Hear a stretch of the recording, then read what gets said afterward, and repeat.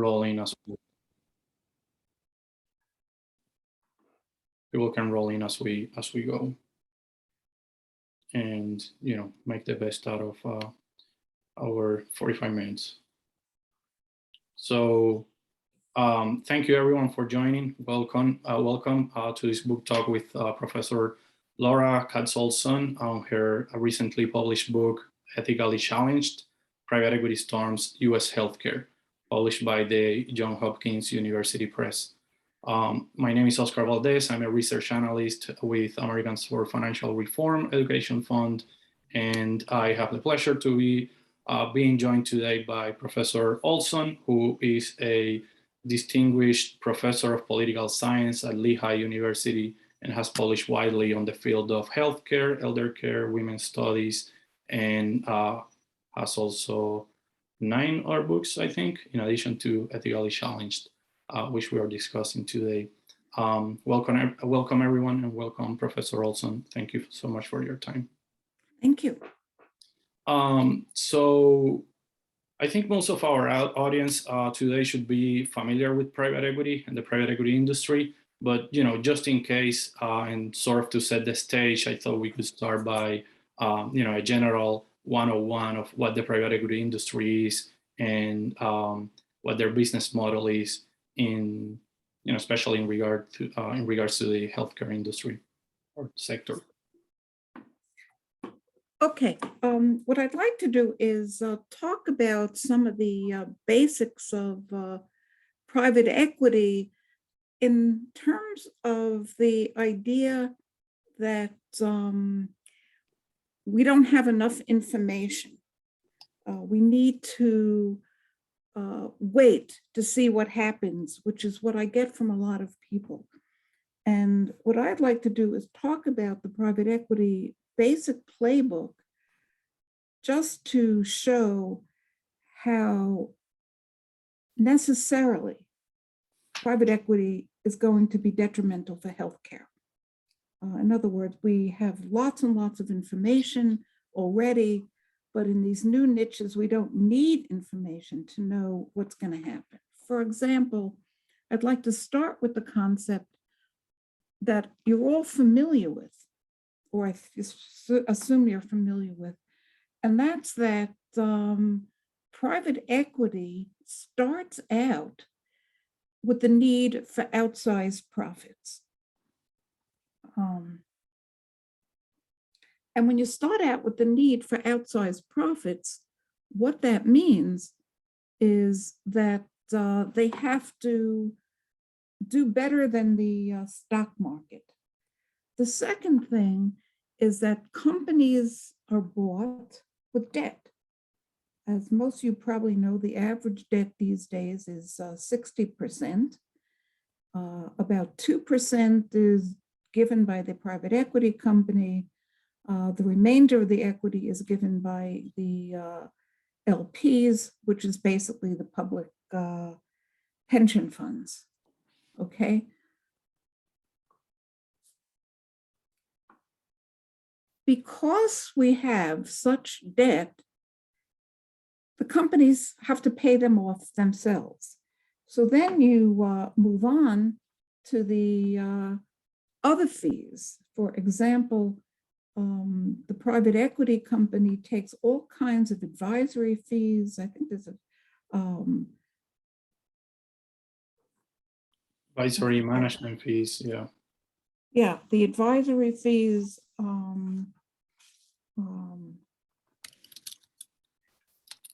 I'm sorry. The advisory fees, like monitoring fees, management fees, the consulting fees. And I just read recently that there's something called other that's under contention right now. And this other includes dinners for the private equity managers, travel, and a lot of things that they're not delineating, but just putting under the word other. And these are paid for by the company itself and the LPs. Okay, so now you have these huge debt, these huge fees, that must be paid off by the private equity. In addition, they're taking dividend recaps. Right. And right now, the dividend recaps are higher than ever. In 2021, they exceeded all dividend recaps in previous years. So here you're talking about huge amounts of money that have to be used to pay off all of these fees, the debt, the dividend recap. And the only way you can do that is squeezing operating funds. Right. In my view, the private equity firms are like the doctors in the 1800s. What they used to do is take blood out of the patients to cure them. Sometimes they put leeches on them, which is an apt name for private equity. And what would happen is the patient would either get weaker or die. And it seems a very good description what private equity does. They rarely take companies that aren't flourishing. So they're taking great companies and they have to extract and squeeze as much as they can to pay off all of these debts. So as you all know, they generally have between 4 and 5 years. I think the average right now is 4.5 years to before they exit the company and get rid of it. In the old days, historically, they used to take a conglomerate and take the conglomerate apart and sell the pieces. The pieces were, in effect, worth more than the whole. Today, with healthcare, they buy a flourishing company, use it as a platform, and then add on to the company. And in this way, they're creating the value that they want. But this, in turn, creates, which is the aim, local, regional, or national monopolies. And what that means is that consumers have fewer choices to where they want to go, but even more important, higher prices for that they negotiate with the insurance companies. So overall, I argue that it would take a magician to be able to pay off all of this debt, pay all of these fees, pay themselves huge ongoing dividends, and maintain quality of care. Therefore, my main argument, and this is something that wasn't in the book, but something that I've recently come to a conclusion, we have to keep private equity out of healthcare altogether. Right, thanks. Yeah, I think that's a good way to think about it, how private equity sets apart from other corporate investors, which is that that analogy that you just mentioned. I like the leashes. But in that case, private equity would be the doctor, but also the deceased, because they are the ones they are the ones that impose the debt burden in the first place. And you mentioned that something you mentioned reminded me of the looting by ownership, kind of like that famous book by Bill Black. I think it was called "The Best Way to Rob a Bank is to Own One." It's kind of like that, right? Does that sound a bell? Is that kind of what they're doing here? Looting through ownership and financial engineering. Yeah, I see it also as kind of a Willie Sutton thing where, why did private equity get into healthcare? Because that's where the money is. Right. And there is a lot of public money in healthcare, right? There is, Medicare, Medicaid funds, children's insurance funds. Are these companies able to exploit those social programs for profit? Well, first of all, I teach healthcare in my class, and the last time I looked a couple of years ago, healthcare was 19% of the GDP. I just looked again, and it's 21% now. So, getting back to Willie Sutton, that's where the money is. Healthcare is where money is. But then if you look at the public programs, Medicare, for example, is the second highest item on the federal budget, right under Social Security. Medicaid is the fourth item on the federal budget, right under defense.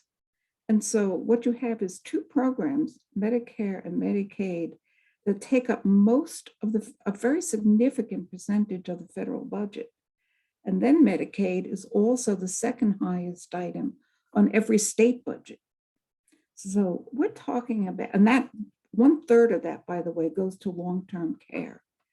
So if you're looking at nursing homes, if you're looking at home care, if you're looking at hospice, that's where something like 75% of all money that home care gets comes from public sources.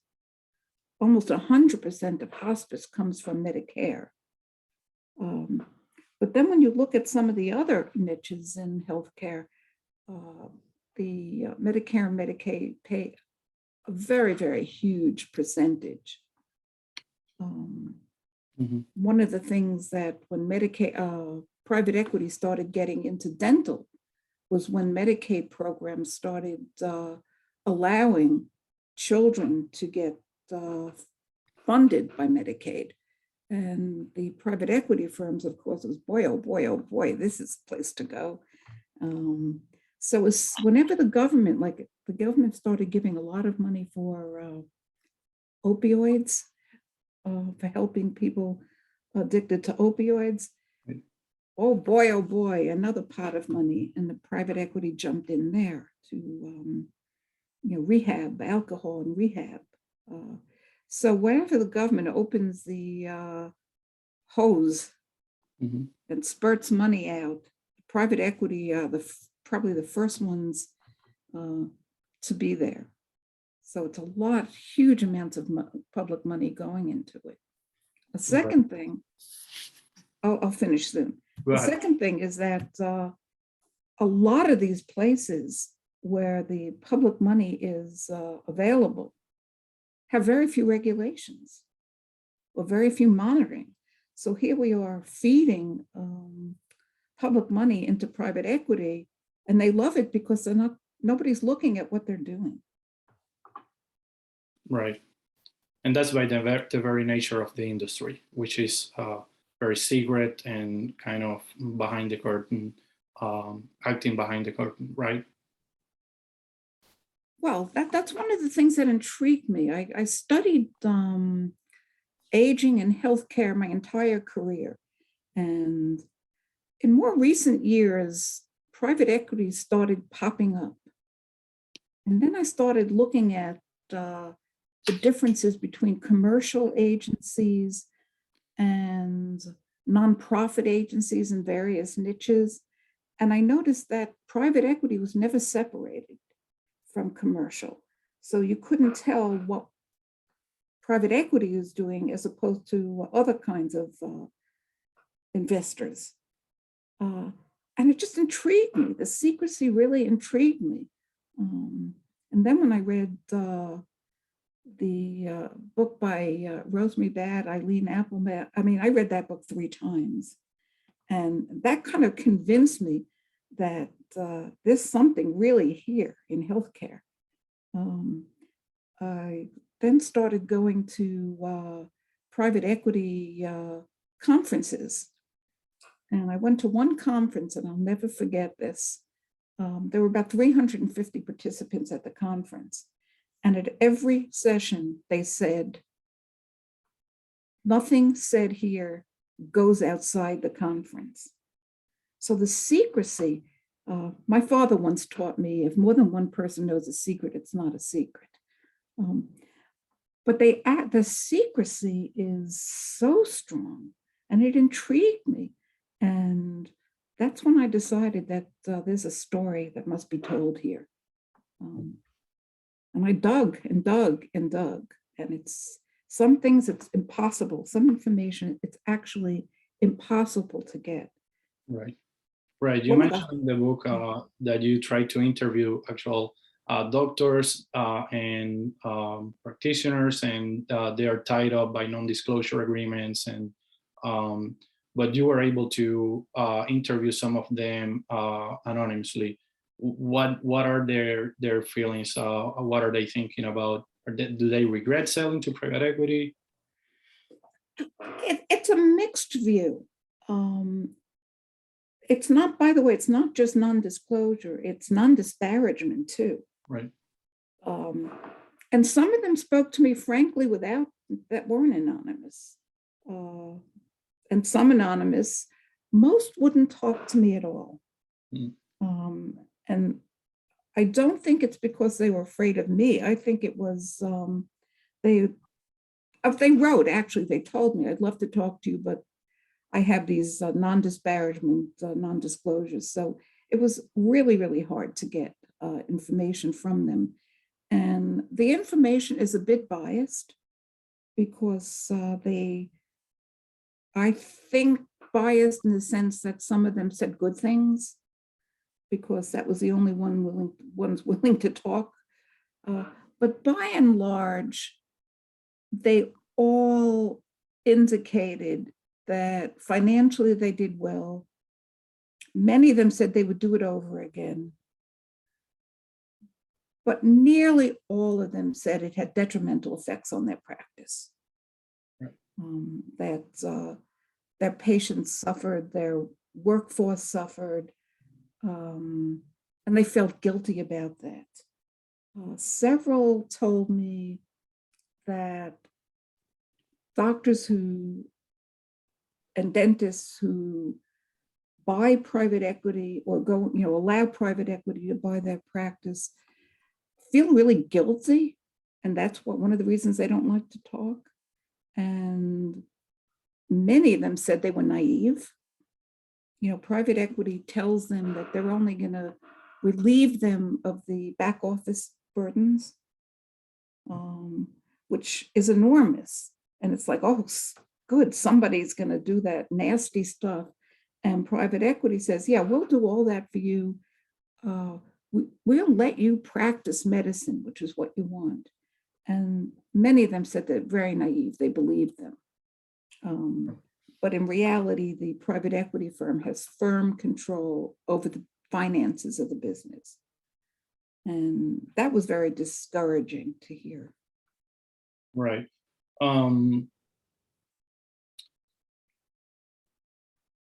So I wanted to ask you, you mentioned new niches in which private equity is expanding its reach. What are some of those niches, and that you think that there is an opportunity for private equity to expand, and maybe that there is actually not that much research being done, and maybe we should shine a light on?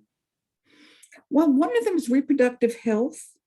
Okay. Women's health in general has become one of the new targets. Hospice and home care is growing dramatically in terms of private equity investment.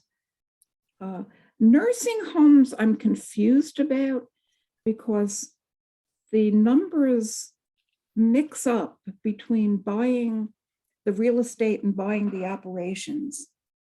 And it gets confusing because people don't differentiate between the two. I heard at the private equity conferences I went to that they're mostly interested in the real estate, not the operations. But those are, and the newest ones, pets are the newest ones. They're buying a lot of pet related health related, not health, I'm sorry. And healthy drinks and that kind of thing. Right. And you think there's no need to wait for more evidence, right? You think the evidence is in already that private equity incentives and misalignment of incentives actually with the actual businesses will be, will just make this investment detrimental? Yeah, I mean, if you look at the actual playbook, which I tried to give, sorry, I was got a little nervous, so I may have mixed some of that up. But basically, the basic playbook is taking money and value out, both for the LPs, but mostly for the private equity firms, and then selling it to the next. These days, they're just selling to each other. Right. And I wonder how that's going to end, because some of these healthcare companies or conglomerates, however you want to call them these days, are in their fifth right. LBO, leverage buyout, and I wonder how this is going to end. It can't be good. Right. So these buyouts, by necessity, by its own structure, they create monopolies, and they create regional monopolies, and they corner markets just because they need to bundle more and more practices into these big holding companies. And it's interesting because one of the very interesting things I found from the book is that the way the private equity companies impose fees and impose all these, do this financial engineering to extract more value, kind of inflates artificially the value of ultimately of the holding company, right? Because there is so much money that the practices can give you, or can give the private equity, right? At the end of the day, healthcare is not, if we all have a little bit of extra money, we're not thinking like, what I really want to do is go to the dermatologist. It's so there's just a limited demand for these services, and the way they inflate the value of the holding companies is through artificial, wizardry, I think you call it in the book. So is that right? Do I got that right? Yeah, they're basically, they don't care if it's Roto-Rooter or if it's hospice. I mean, they're just out to extract as much revenue as they can for themselves and their limited partners. And there's no way, I mean, I've read all the arguments that private equity gives. Like, for example, they argue that they do de novo agencies, which means that they build new ones and give more services where there's been a lack of services. And they do that. The problem is they do that in autism, for example. We have a severe lack of services for autistic children, and they have built many, many new agencies for them. The problem is that they're low quality care. They actually, in my humble opinion, the kind of method that they use harms the children more than helps them. So their argument that they provide more services, do we want more services that are low quality? And my answer is no. Right. You mentioned the LPs, the limited partners, and I just wanted to take a moment to talk about what you call in the book, the enablers, who are the institutions and the people funding the private equity industry. Because I think there is a kind of a reverse irony here, right, in which the people that are contributing, for example, to pension funds are then are the ones then suffering some of the effects of private equity investments in healthcare. I thought if you could talk a little to that. Yeah, and I'm not sure what we do about that, but the public pension funds are now increasing every year the percentage of their billions in assets to private equity. And these same private equity firms are hurting workers and consumers and communities through their purchases. And this is a big issue to me. And I suspect that many of the potential recipients of these public pension funds would be really dismayed if they understood the part that they were playing. And the reason they're doing this, the public pension funds, is because they're underfunded. There were just more pensions promised than can be delivered under the current funding. So state and local governments need to fund their pension funds. And is private equity really a high return investment, or are they also overpromising to the pension funds? That is something that I have looked at. I've read other people's views on it. The general view, I am not an expert in finance, but the general view is that they're using measures that are not fair, that they're manipulating the data, and that they're really not doing as well as they claim they are. But I don't like focusing on that because that gets back to finances. And I think what we've done, the SEC, the Stop Wall Street Looting Act, all of this, commendable. But they're all focusing on money, on funding, on finance, workers' rights, which is important, don't get me wrong. Right. But there's nobody looking at the quality of care, how this is hurting our healthcare system in terms of poor quality of care, people dying. This, many of these because of the kind of care they get. So that was my next question, actually. Kind of like, where do we go from here? And what can be done about private equity investments in healthcare or in general, but in healthcare in particular, and what policy levers are there that we can pull to rein in private equity? Okay, I have this is something I've put together in my head very recently after reading and thinking more and more about private equity in healthcare. And I have some pretty harsh solutions. Okay. I think, first of all, we need to prohibit the corporate practice of medicine. That finance should not be in charge of our healthcare, period. Private equity gets around it, loopholes around it, but that has to be stopped. I would prohibit private equity from buying healthcare in general. I think it should be an area that a niche, a sector that should be prohibited, because I think the playbook inherently harms healthcare. Then, I think to try to stop it, we should do all the things we talk about, eliminate their tax advantages, and so on.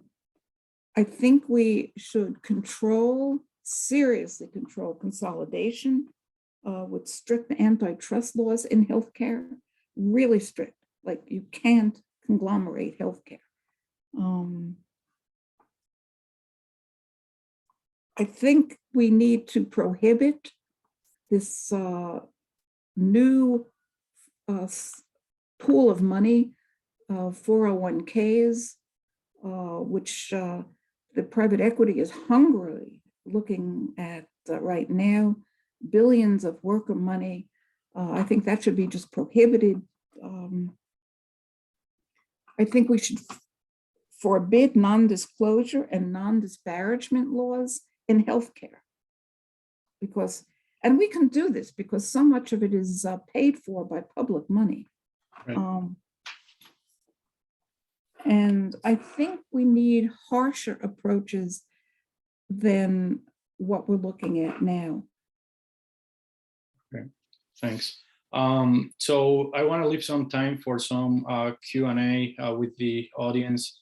Before that, I wanted to say that, just thank you for being so generous with your time. And this is a deeply researched and sourced book that's, it's a great resource for those of us doing advocacy research and, that don't have just that much time to do the more academic research and the interviewing and so on. So yeah, thank you. And Yeah, just wanted to let everyone know that the Q&A box is open. So if you have any questions that you want Professor Olson to address, please drop us a line.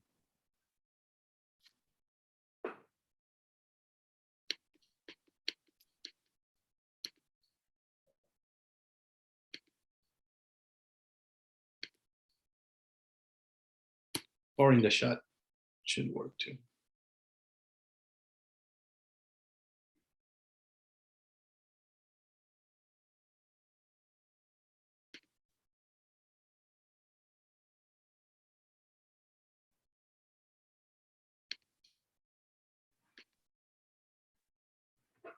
Right.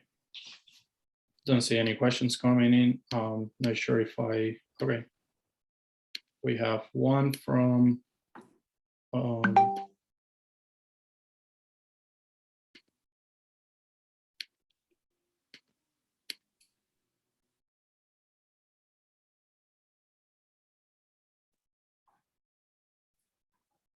okay, we have a question from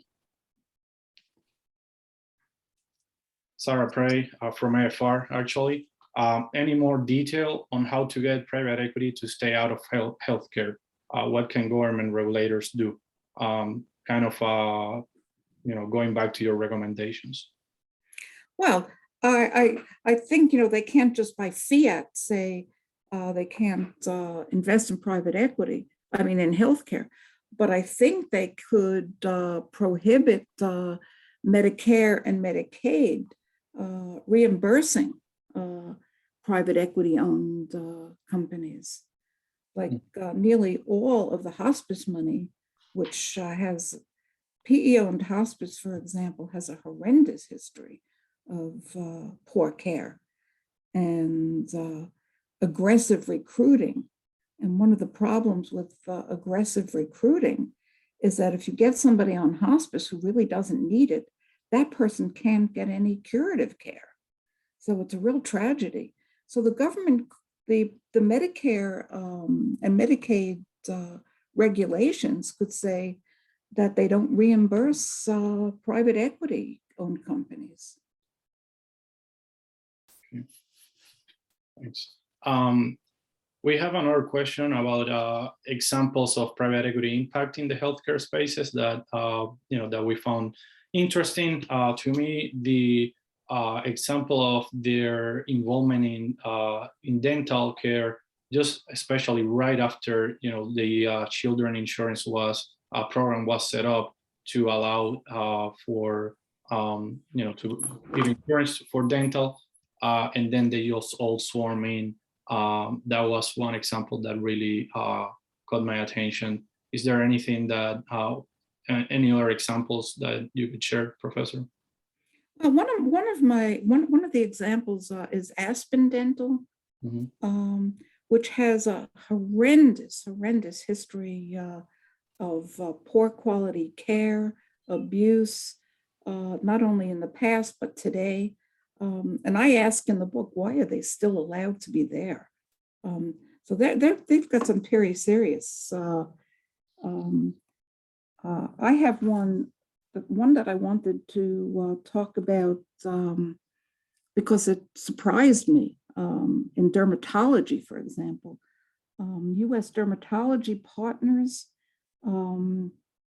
which was flipped several times, but it was the third largest dermatology in the country. It just went bankrupt. So yeah, there's a lot of, in dental, you have the rash of bankruptcies, you have the terrible care that some of them, if you go to the 2012 hearings by the Senate, they came up with a litany of abuses on children. So this is a serious issue in how the quality of care in dentistry. They have a long history, as does dermatology, by the way. Yeah, another space where where there is a lot of private equity ownership is emergency rooms and ambulances, right? Yeah, the surprise billing act at least has taken away that aspect of it. But it hasn't taken away the aspect that I found that the medical transportation, for example, it's not just a matter of surprise billing. It's also a matter of poor quality equipment, more crashes, they're more dangerous. They don't have as much equipment. So there's quality issues involved with the staffing as well. Yeah. We got a couple more questions. One, and they both allude to pharmaceutical industry. So has PE made any inroads in particular pharma subfields? And also, how do you see private equity interacting with these other actors like pharmaceutical companies that are, usually also criticized for, denying coverage and raising prices and things like that? I have to admit that I haven't looked at private equity and pharmaceuticals. I know that they've had some inroads because it comes across my desk periodically, but I don't have any in-depth studies or research on the pharmaceuticals. But whoever asked the question is exactly right. They use some of the same kinds of playbook. Right. So that's really the issue here, right? That the playbook it's not just like a bad company or bad actors. It's that the playbook makes it structural. That whenever they take over companies. This is what we're gonna see the same end results. Is that right? Yes, and I think it comes right down to the fact that they have to have oversized profits, because nobody would invest in them. They would lose all their investors if they don't make oversized profits. And from there, the second thing, as we talked about before, the debt that has to be paid off, and the fees that have to be paid off, and the dividend recaps that have to be paid off. And just by necessity, having to pay all of that off, something has to be squeezed. And the thing that's squeezed is patient care, which is why I get down to quality of care as the most important issue that we need to address in private equity. Great. So we're close to the 45 minutes we set for our conversation, but just wanted to ask you one more question about the politics and how do you see the private equity tentacles also reaching into the political process and impeding the change we need to make to regulate a little the industry? Well, first of all, private equity is an equal opportunity employer. They give as much money to Democrats as Republicans. They don't really favor one or the other. And they lobby both, and they have strong lobbyists. But that's not, to me, the key. To me, is the revolving door. And I have a list here. I couldn't memorize it, so I have a list here of some of the revolving door. And I'm mostly struck by the Jay Clayton, who was SEC chair, who was appointed independent director of the Apollo board. Then you have Tim Geithner, Secretary of Treasury, and he's the person who facilitated the passage of the Dodd-Frank bill that culminated in negligible oversight of private equity. Then you have Henry Kissinger, Donald Rumsfeld, George Shultz, Newt Gingrich. Then you have Julius Genachowski, who was FCC chair, William Kennard, who was FCC chair, and then you have George W.H. Bush himself, and so on and so forth. And it's the promise or expectation of a lucrative, absolutely lucrative, because it is very lucrative. They make more money, people in private equity make more money than investment bankers, which embarrasses the investment bankers. And the opportunity for these political people in Congress and Senate and presidents to, after their term, to go into private equity, I think impedes any possibility of Democrat or Republicans doing anything meaningful. And that's what is more important to me than the campaign contributions and the lobbying. Yeah. And I'll add to your list Jay Powell, the current Federal Reserve Chairman, who spent a stint at Carlyle. Yeah. Oh yeah, they go both ways. They Right. go back and forth. Yeah. Yeah. All right. I think we're at the top of the 45 minutes. I want to thank you again for being so generous with your time, and want to thank the audience for sticking with us through the conversation. Any last remarks you want to convey?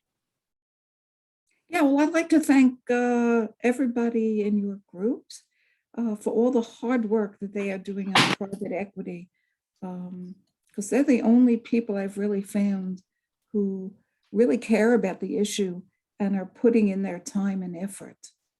So I appreciate all the work everyone's doing, especially the activism. Thank you. All right. Well, thank you very much, and I, wish you great success with the book. I would hope everyone really read the book. Hey, thank you so much, Oscar. All right. And with that, we're concluding the book talk, and hopefully, you all are in our listservs and can get more information about private equity, the Stop Wall Street Looting Act, and our campaigns. Thank you. Thank you.